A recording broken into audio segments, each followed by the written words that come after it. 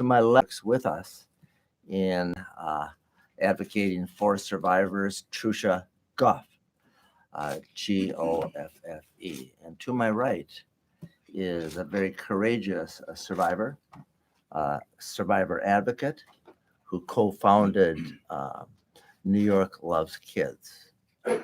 We're here because for many, many years, we've been involved with and on behalf of survivors litigation against the Boy Scouts of America. And for many, many years, there's been an excavation of what are called the perversion files. Those are files held and quartered at the Boy Scouts of America headquarters. And those perversion files that they've had reflect that they have removed thousands of offenders of childhood sexual abuse over the years, and they've kept that in files secretly. As a result of litigation first brought in Portland and then across this country in various states, those files have been disclosed, at least some of them. And there are now 5,000, for example, posted on the website at the LA Times and other websites, including ours. So the existence of the perversion files, the ineligible volunteer files in itself is not new, as alarming as it is.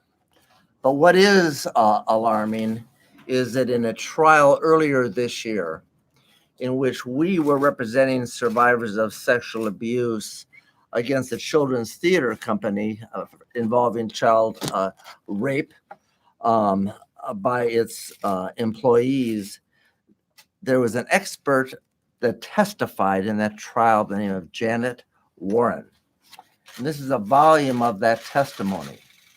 And Dr. Janet Warren testified that she has been retained by the Boy Scouts of America, and for the last 5 years, she has been auditing these files and reviewing them. And she revealed to us, to our shock and dismay, that there are 7,819 perpetrators of childhood sexual abuse in these files. That is 7,819. That's not a number before known today or ever revealed by the Boy Scouts of America. Secondly, she revealed under oath that in her audit working for the Boy Scouts of America, that there are 12,254 victims of childhood sexual abuse in those files, in the perversion files of Scout leaders. That's not a number known to us or revealed before. Having heard that testimony and had been, we then looked at what we could do with that and what we needed to do. And knowing that the Child Victims Act has now been passed into law in New York, and knowing that survivors will now be given a voice and are given a voice to bring an action the same way we brought actions against the Boy Scouts of America, the Roman Catholic Church hierarchy, schools and organizations across this country. Survivors in New York are now given that chance, but they don't have that chance to exercise that voice and do it legally until August the 14th. Until August the 14th. When we got this information, we had to sound the alarm. We knew that in New York, as we reviewed these files and distilled this information, there are 130 in New York alone. And in this pamphlet, we've identified from the files that have been made available so far, 130 in New York. And we've identified also the locations in which they were leaders, in which at the time they were removed. The bad news is this is far from a full disclosure of what the Boy Scouts actually knew and is reflected in all the files, because all the files have not been excavated. But this information needs to be known, and we could not wait till August 14th and to sound the alarm and make this information, as alarming as it is, now known. And so I'd like to have you, Bridie Farrell, as a survivor and as an advocate on the ground here in New York, working in this area, address this and how you're reacting to this new information and what we can do. Hi, good morning, everyone. As Jeff said, my name is Bridie Farrell. I'm the co-founder of New York Loves Kids, and I've been working in New York State to end child sexual abuse in this state and spread awareness about this epidemic. I came public with my own story of child sexual abuse 6 years ago. I am a native New Yorker. I grew up in Saratoga Springs, and at 15, I was molested by 33-year-old teammate Andy Gable, who was at the time the number one ranked speed skater in the country. He went on to be the president of USA Speed Skating and chairman of the Short Track Technical Committee for the ISU, the International Skating Union. And I say all that as to say that I grew up here in New York, upstate New York. I had a great childhood, all these opportunities, yet I was chosen and preyed upon by a well-known, well-respected individual within our community. There was no reason for my parents not to trust him because he was vetted by everyone externally. And that's the same thing that we're seeing in institutions across the country. We've seen that a lot to date from the Roman Catholic Church. And as someone who's been talking about child sexual abuse, I've known of the perversion files in the Boy Scouts of America and that problem for years now. Mm-hmm. But when I spoke with Jeff and he told me these numbers of 7,000 and 12,000, I mean, I was shocked. The line was silent because this is an institution that we trust our children with, right? This is an institution across America that we want boys to be a part of, to help them grow up and be good people. And yet this same institution held a file of known perpetrators, which didn't disclose to the authorities, which allowed these people to then go on and coach soccer teams, allow them to go on and be teachers. I mean, these people shouldn't work at a McDonald's with a playground, let alone being alone with children on a daily basis.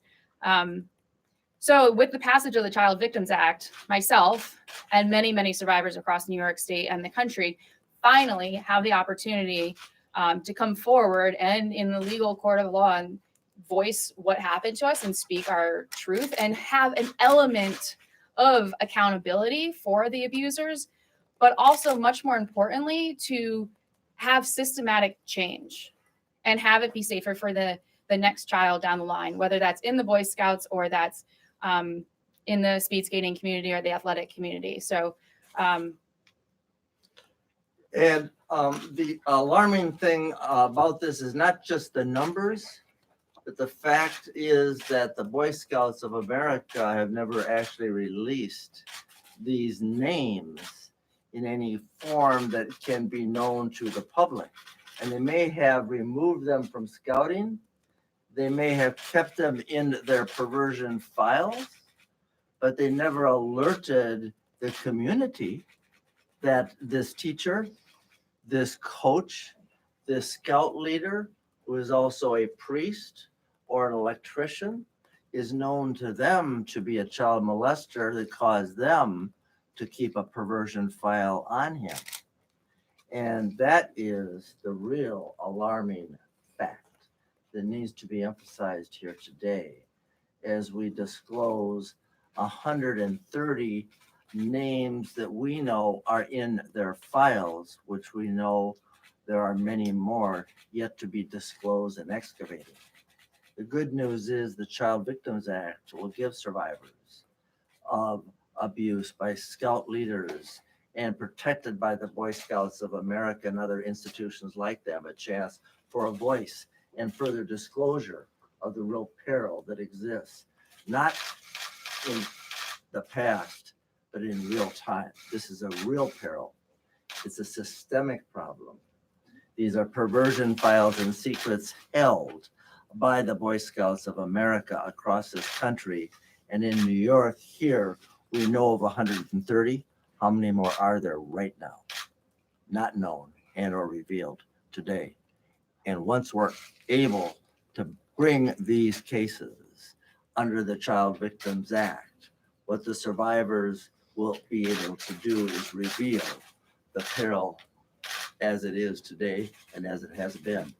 Trusha Goff, why don't you step forward here and tell us more about what we've been unearthing here.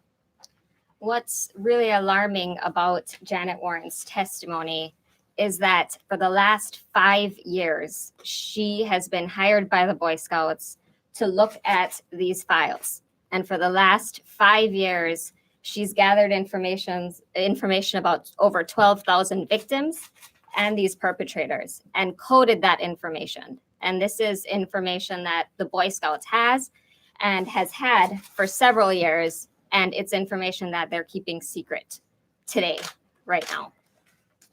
And when she testified January 30th in a child sex abuse trial, she revealed these numbers to us for the first time, and we got that transcript, and thus we felt we had to move. Thus we felt we had to investigate this further and discern here in New York how many of these are known offenders removed from the Boy Scouts of America in New York, and who they are and where they're removed from. Thus, we created this list called the Anderson List. This is far from complete, and this work has just begun. But the disclosure made by Dr. Janet Warren really sounded the alarm to us, how alarming the scope and the magnitude of the problem is here in New York, in the Boy Scouts of America, and is systemic and across this country. Brady Farrell, what else say you on this? Well, one thing I want to say is, I mean, even in this room today, when I said that I was molested at 15, like you can feel it in the room. You guys all kind of look up, right? Imagine 12,000 of me. And that's only 12,000 that were identified. So think if we can have any of these survivors that are known to come forward and to find the strength to speak and let their stories be told, that how much more of this community will be able to reach out to and help all of these people heal in their process of recovering from this. One thing that is important to me and that Jeff makes possible for everyone is also the ability, when we say come forward and speak out, you don't have to speak in front of a microphone. And Jeff has done many cases where people are allowed to remain as Jane and John Doe. 90% of the survivors with whom we work across this country, over 90% of the survivors, maybe 95%, remain silent, remain private, and their identity, Jane Doe and John Doe, is protected legally, and for all purposes, they can come forward. Survivors can, under the New York law and the laws across this country, remain private and be confidential, and know they don't have to stand in front of a microphone or be public with their horror, their rape, or their experience, to have their voice and to find their voice. And now in New York, effective August 14th, under the Child Victims Act, take action. Expose their offender and the system that chose to protect that offender. And there is great hope, there is great promise, but there is a great problem. And this is just a part of it that we're reviewing here today. Having said that, questions? So come August 14, what are the opportunities that these victims have to find some remedy? Question is, come August 14th, under the Child Victims Act in New York, now signed into law, every survivor has an opportunity to bring an action against his or her offender and the institution or system that allowed him to be protected and to access that child. And that can include the Boy Scouts of America, the Boys Clubs of America, the Roman Catholic Church hierarchy, with whom we're very, very familiar, and other institutions like it, and offenders who have never before been revealed as offenders. Because in the Boy Scouts of America, they've kept those perversion files and their identities since 1944 secret until those files got revealed through litigation. But litigation has never been available to survivors in New York. And I and my firm have been in cases since the mid-'80s in New York for survivors, all of which were dismissed on the statutes of limitations. The statute of limitations in New York has now been removed by the legislature and signed into law by the governor. And survivors now have a chance to have that voice heard, acknowledged, affirmed, believed, supported, and take some action to reveal his or her offender in the community and the system and the institution that chose to protect that offender, which includes the Boy Scouts of America, which includes the Roman Catholic Church hierarchy, which includes boarding schools and private schools and public schools and other institutions across this country that have yet to be exposed. And that is good news. And in that, there's great promise. Can Brady talk about how it helps a survivor to come forward after all these years, if they can now confront the person they accused? Right. So the question is, what is it like as a survivor to come forward and confront my abuser or an Right, or abuser? for the future people. on August 14th.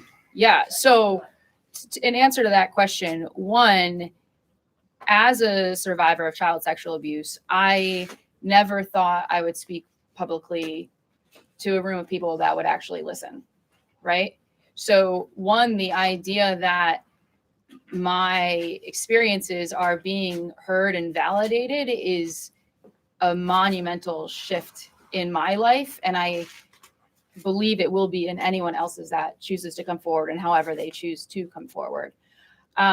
What was very hard for me was I came forward and accused my abuser, Andy Gable. The following day in the Chicago Tribune, he acknowledged it and nothing happened. And to me, that message said, and I was maybe 30 or so when I came forward. To me, that message said, anyone that speaks up, nothing's going to happen. This guy admitted it and nothing changed. So to me, that made the situation worse. But we fought and we fought and we fought and we fought. And now any of people like myself, any survivors can come forward and say, this happened and have change take place, right? And it's not about holding the one troop leader, the one priest, the one coach, the one Larry Nassar. It's about how are these organizations moving these players, these pieces on a chessboard around to harm our communities, and how is that made possible, and who are the adults sitting behind the desk making these calculated decisions? I mean, we have it in codes now, right? Like, so I think the opportunity for people to come forward, it's healing and it's empowering to be able to call out your abuser. It's also super empowering to know that you are making true systemic change. And that is how we're going to change it. And it's not an issue of, if you want to make your street safer, you don't have your pedestrians wear helmets. Like, let's teach people to drive safer. That's what we're trying to do and for a cultural change. And that's what the Child Victims Act will allow people. So you're saying, Bridie Farrell, as a survivor advocate, the law opening up gives you and the other survivors to come forward privately, but to have the power to do something about what was done to them as a child and to do something to protect other kids. And that's what survivors with whom we work and thousands across this country want first. I want to do something to protect other kids. I also want to be believed. I want my voice to be heard. I want to be able to speak it, but I want to protect other kids. And that's what we hear every day from every survivor, Bridie Farrell, and all those like them, whether it's the Boy Scouts, the Roman Catholic Church, or any other institution or caregiving institution. We want to protect other kids. And the way that happens is to give the survivors the opportunity to identify the offender, if still alive, where the offender is in that community, so the risk can be abated and removed. And the institution that made the choice to protect that offender can be held accountable and responsible for the first time, certainly in New York. And also what we see is someone speaks up someone will come forward who's 50 years old and say, I was abused by this man who's now 80. And then someone will come up who's 40 or sorry, take that back example, but say someone will come forward and say, I was abused by this person. And then someone was 20 years ago. Someone will say, I was 10 years ago. Someone will say, I was 5. Someone will be like, it's still happening to me. Right. And that's where we can change the way things happen. Like, these aren't one and done mistake kind of guys. This is systemic behavioral problems. And so giving the voice to one person is, when you have one person in a lawsuit or something of this nature, it's not one person.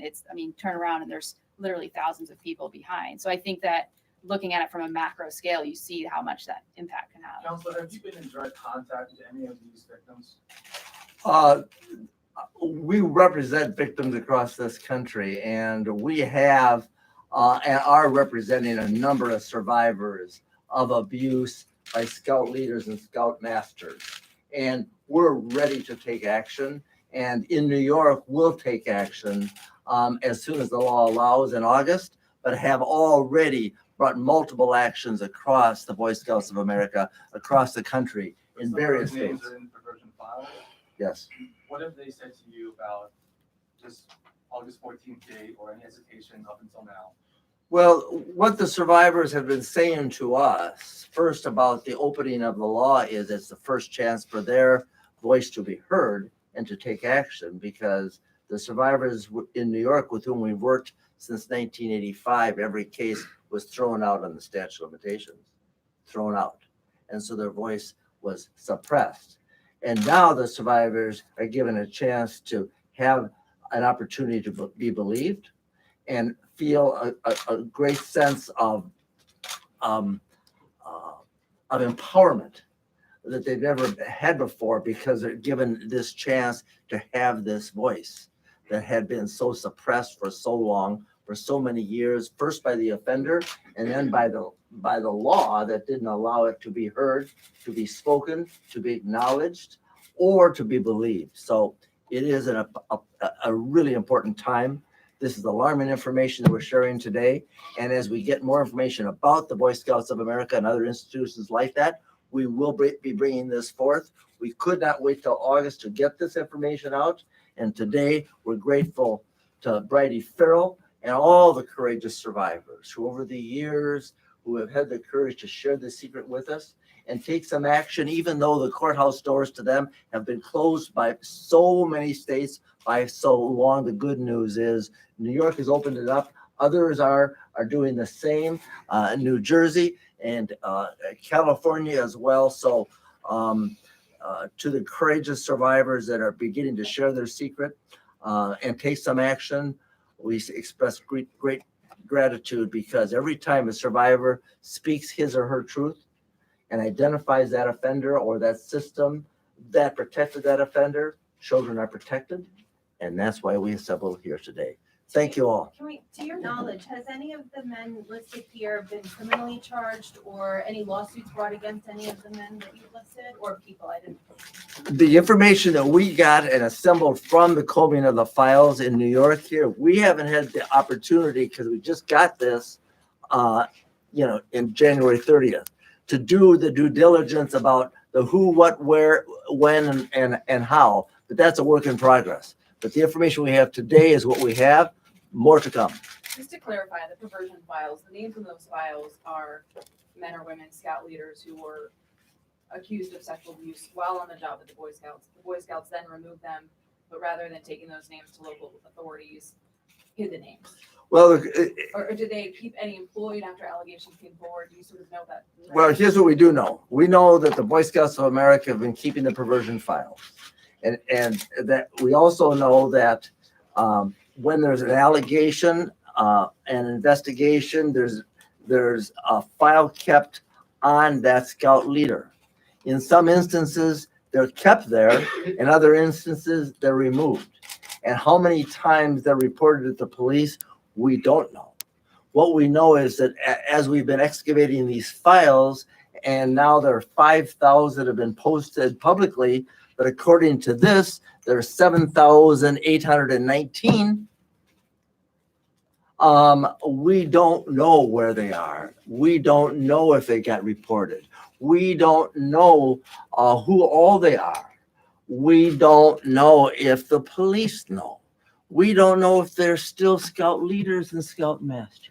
All we know is that the Boy Scouts of America know, and they chose to keep that secret. Are you, That's what we know. or just to play devil's advocate, are you concerned about publishing a list like this without knowing more of the information? We're always concerned about publishing the names of offenders that have been removed from positions of authority. But if we're going to make a mistake, I want that mistake to be in the protection of the children and not the protection of an offender who's likely to hurt another kid. That's the choice we make every day. So can you elaborate a bit on the criteria for inclusion in the perversion files? Is this people who are included, is that just people against whom an allegation has been made or against whom allegations have been substantiated? The decisions are made by the Boy Scouts of America at the national level, and they are the ones that, when they learn of the molestation of children, are the ones that prepare the perversion file. They're the ones that house that file in Texas. They're the ones that keep that file. They're the ones that have kept them secret. They're the ones that refuse to disclose them until the courts, through litigation brought by survivors, started to force those files out. So they're their files, not our files. And they named them perversion files too. So So these cases go back as far as 1944?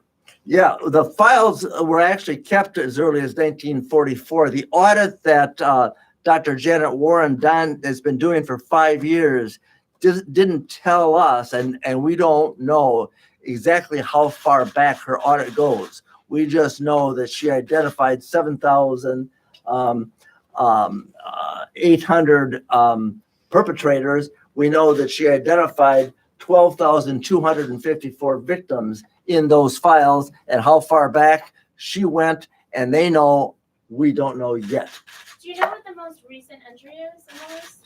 I don't have the answer to that today, but I will have more answers tomorrow as we progress and as the Child Victims Act allows survivors to share this secret and to reveal this painful and alarming hazard that exists and has continued to exist for so long. Thank you to you, Bridie Farrell, and all the survivors that give us this chance to stand and share this sorrow and alert these communities in and around New York. Thank you all. Can you give me a hug?